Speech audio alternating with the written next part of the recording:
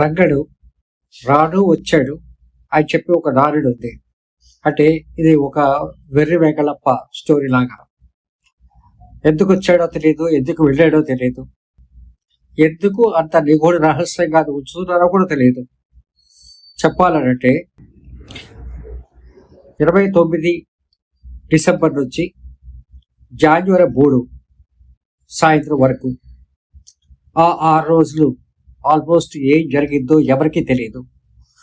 చంద్రబాబు నాయుడు గారు, నారా లోకేష్ గారు వాళ్ళిద్దరూ కూడా విదేశీ పర్యటనకు వెళ్ళటం, మళ్ళీ రావటం, ఆ వెళ్ళటం కూడా ప్రత్యేక విమానాలు చేసుకొని ఇద్దరు వేరే వేరే దిక్కుల్లోకి వెళ్ళారు.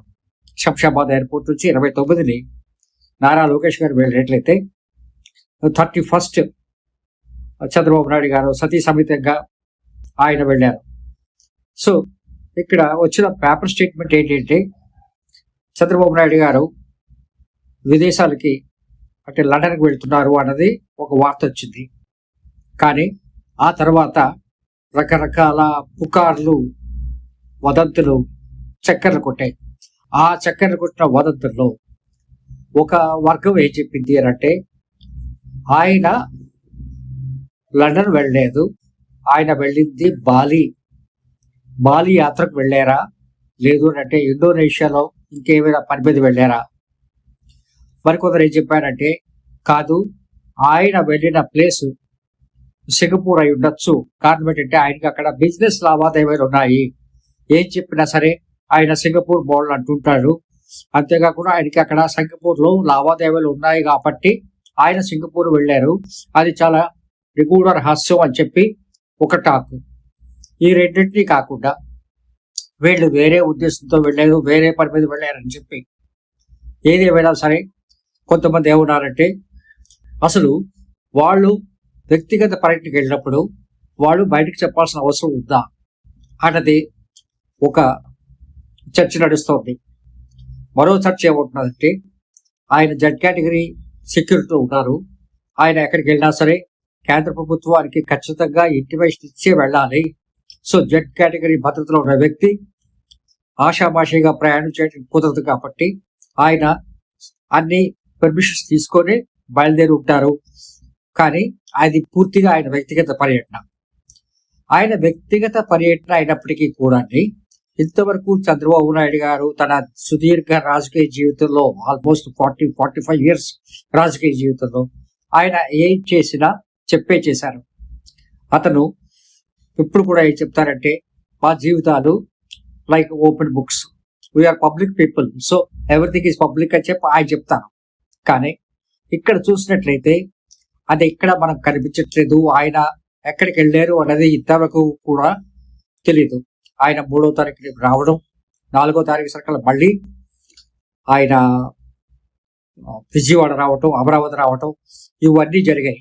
కానీ అక్కడ మనకి చాలా సీక్రెట్గా వచ్చిన విషయం ఏంటంటే అసలు లోకేష్ గారు ఒకవైపు, ఇటు మరో సైడు ఇటు చంద్రబాబు నాయుడు గారు సౌత్ ఈస్ట్ ఏషియన్ కంట్రీకి వెళ్ళారు అని చెప్పి ఒక టాక్.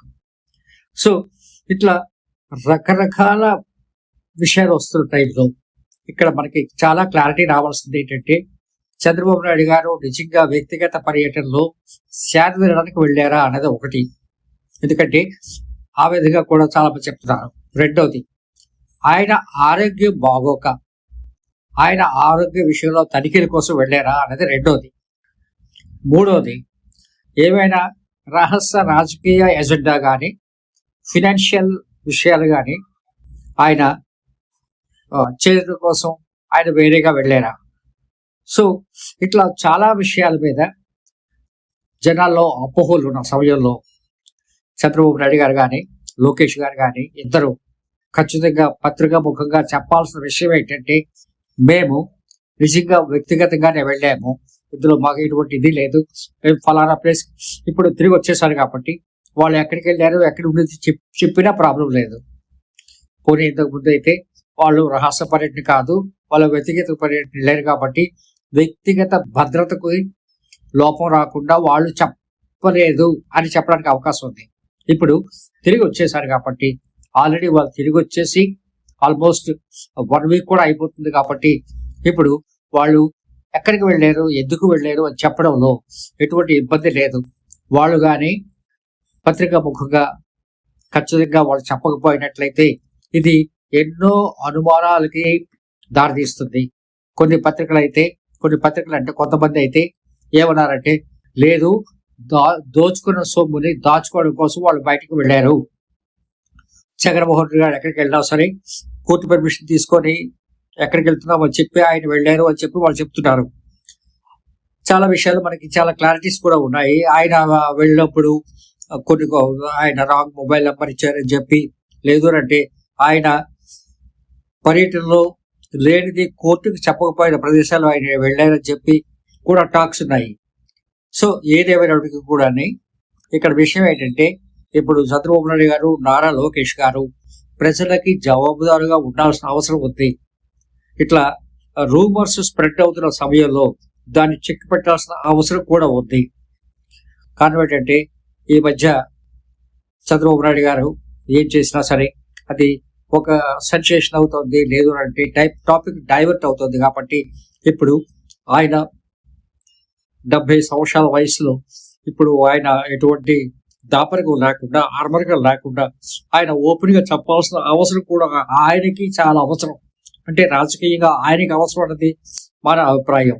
సో ఆ 6 రోజులు ఎక్కడికి వెళ్ళారు, ఆ 6 రోజుల్లో ఏమైంది, ఏం చేశారు, అసలు వాళ్ళకున్న రాజకీయ ఎజెండా కాకుండా పర్సనల్ బిజినెస్ ఇంట్రెస్ట్ ఏమున్నాయి, ఎందుకోసం అంటే when these are the constitutional power positions like ministers and CM, prime minister or central minister, whatever it is.